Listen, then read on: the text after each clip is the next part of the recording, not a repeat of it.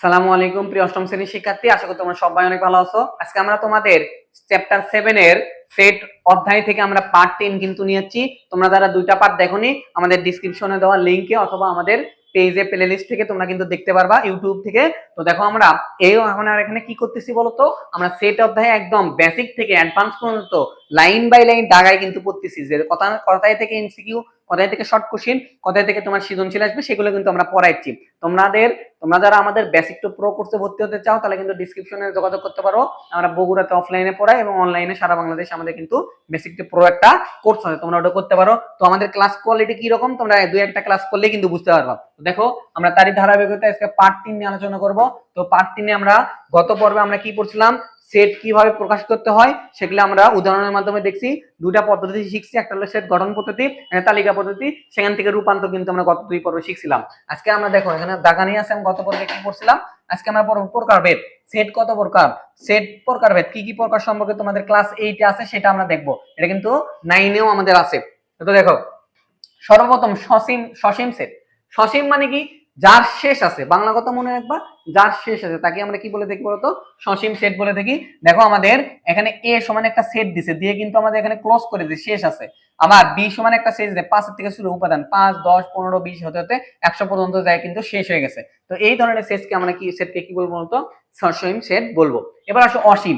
অসীম মানে সাধারণত আমরা কি জানি বলতো, যার শেষ নাই, যার কি নাই বলতো, শেষ নেই। এবার দেখি এন নামে একটা সেট দিছে, সেট দেওয়ার পরে আমাদের কি দিছে, ডট ডট ডট দিয়ে দিছে, তার মানে আমাদের এটা শেষ নেই। বুঝতে পারছো? এবার আসো খুবই গুরুত্বপূর্ণ, 100% শিওর থাকো যে এখান থেকে তোমার এমসিকিউ বলো বা শর্ট কোশ্চেন বলো প্রশ্ন হবে, সেটা হচ্ছে ফাঁকা সেট বা এমটি সেট। বুঝতে পারছো? তো যে সেটের কোনো উপাদান নেই তাকে কি বলা হয় বলতো, ফাঁকা সেটের সংজ্ঞাও আছে। যে সেটের কোনো উপাদান নেই তাকে কি বলা হয়, ফাঁকা সেট বা এমটি সেট। এই যে এই প্রতীকের মাধ্যমে প্রকাশ করা হয়, এরকম শূন্যের মধ্যে দিয়ে মাঝখানে টান, একে কি বলা হয় বলতো, ফাই বলা হয়। কি বলা হয়? ফাই বলা হয়। তো আমাদের ফাঁকা সেটের প্রতীকের চিহ্নটা এটা, আর যে সেটের উপাদান নেই তাকে কি বলা হয় বলতো, ফাঁকা সেট। খুবই গুরুত্বপূর্ণ, এটা খেয়াল রাখবো, আমরা সামনে যে আরো ডিটেইলস এটা বলবো। এবার আসো ভিন চিত্র। তো ভিন চিত্র সম্পর্কে আমাদের এখানে আলোচনা করা আছে। তো দেখো ভেন চিত্র আমাদের এখানে জন ভেন সর্বপ্রথম 1834 থেকে 1883 চিত্রের সাহায্যে সেটের প্রকাশ করে রীতি প্রবর্তন করেন। এই চিত্রগুলো তার নাম অনুসারে ভেন চিত্র নাম দেওয়া আছে। তো দেখো ভেন চিত্র আমাদের এই যে এরকম আমাদের দেশগুলোর উপরে ইউ থাকে, এটা মানে আমাদের কি বলে, সার্বিক সেট বোঝায়, সামনে যে বুঝতে পারবো।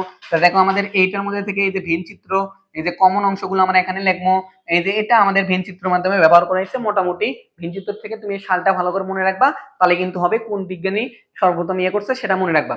এবার আসো উপসেট, 100% কমন, ক্লাস 8 9 10 সবার ক্ষেত্রে এই উপসেট 100% শিওর থাকো না।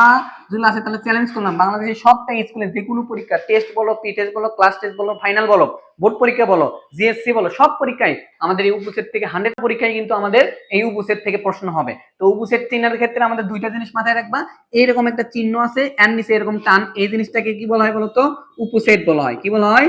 উপসেট বলা হয়। এই উপসেট নির্ণয় করার সূত্র আছে একটা, সেটা হলো 2 পাওয়ার n।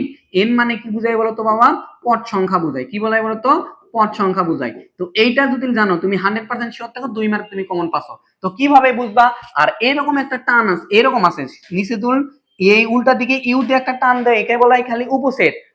আর আমাদের এরকম শুধু একটা ইউ এর মতো উল্টা দিকে দেওয়া আছে, এর নাম কি বলতো, প্রকৃত উপসেট। কি বলতো, প্রকৃত উপসেট। এর সূত্র কি বলতো, 2 পাওয়ার n মাইনাস কত, 1। এখানে n মানে কি বুঝাচ্ছে, পদ সংখ্যা বুঝাচ্ছে। এটা পরীক্ষা কিভাবে তোমার আসবে আমি একটু বুঝাই। ধরো a সমান আমাদের উপাদান দিছে কি বলতো, 2 আর 3, দিয়ে বলবে যে আমাদের 2 আর 3 উপাদান দিছে, দিয়ে বলবে a সেটের উপসেট কত, a সেটের উপসেট কত। তাহলে দেখো n মানে আমরা কি বলছিলাম বলতো, উপাদান সংখ্যা। তার মানে আমাদের এখানে উপাদান কয়টা আছে, একটা দুইটা। তাহলে 2 এর উপর আমরা কি বসাবো বলতো, n এর জায়গায় 2, 2 এর উপর 2 দিলে কত হয় বলতো, আমাদের 4 হয়। আশা করি বুঝতে পারছো, এই যে আমাদের 4। ক্লিয়ার? তো আমাদের এই ধরনের প্রশ্ন কিন্তু আমাদের এখান থেকে আসবে, 100% শিওর থাকো। দেখো উপসেটের চিহ্ন কিন্তু এখানে দেওয়া আছে, এই যে এখানে প্রতীক দ্বারা উপসেট সূচিত করা হয়। তো আমাদের এখানে দেখো কি বলছে, এই যে পি সমান আমাদের একটা সেট দিছে, দিয়ে দেখো তো এখানে কয়টা উপাদান আছে, একটা দুইটা তিনটা চারটা। যদি পি সেটের উপসেট বের করতে বলে তাহলে আমরা কি করবো বলতো, এই যে 2 এর উপর 4 দেবো। তো 2 এর উপর 4 দিলে কত হয় বলতো 16 হয়। কত হয়? 16। উত্তর কয়টা হবে? 16। এখান থেকে কিন্তু এমসিকিউ 100% শিওর থাকো আসবে। তো আমরা আজকের এই পর্বে কি শিখলাম বলতো?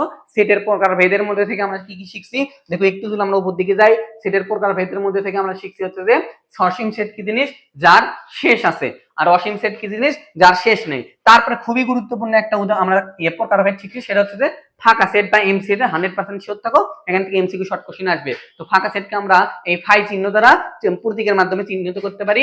আর এবার আসো, এরপর আমরা কি শিখছি? ভেন চিত্র। তো জন ভেন এই ভেন চিত্রটা এত সাল থেকে এত সাল পর্যন্ত এই রীতি পরিবর্তন করে, তো ওর নামকরণ হিসেবে ভেন চিত্র বলা হচ্ছে। এরপর আসে আমরা কি শিখছি লাস্টের পার্টে, সেটা হচ্ছে যে উপসেট। তো উপসেট সাধারণত আমাদের কি, এই যে এরকম চিহ্ন দ্বারা আমাদের উপসেটটা প্রকাশ করা হয়, আর এটা দ্বারা প্রকৃত উপসেটকে প্রকাশ করা হয়। উপসেট নির্ণয়ের সূত্র 2 পাওয়ার n, n মানে কি বুঝাচ্ছে? পদ সংখ্যা। তো আমাদের যদি প্রশ্ন বলে যে a সমান এত হলে আমাদের এই সেটের হলে এই সেটের উপসেট কত, তাহলে উপাদান সংখ্যা গুণে উপরে খালি বসাবা, অ্যান্সার হয়ে যাবে। আশা করি বুঝতে পারছো।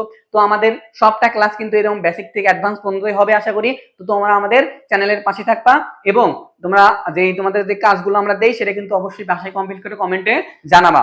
এবং তোমরা যদি আমাদের basic to pro course offline অথবা অনলাইনে ভর্তি হতে চাও, ডেসক্রিপশনে দেওয়া নাম্বারে যোগাযোগ করতে পারো। আশা করি বুঝতে পারছো। আসসালামু আলাইকুম।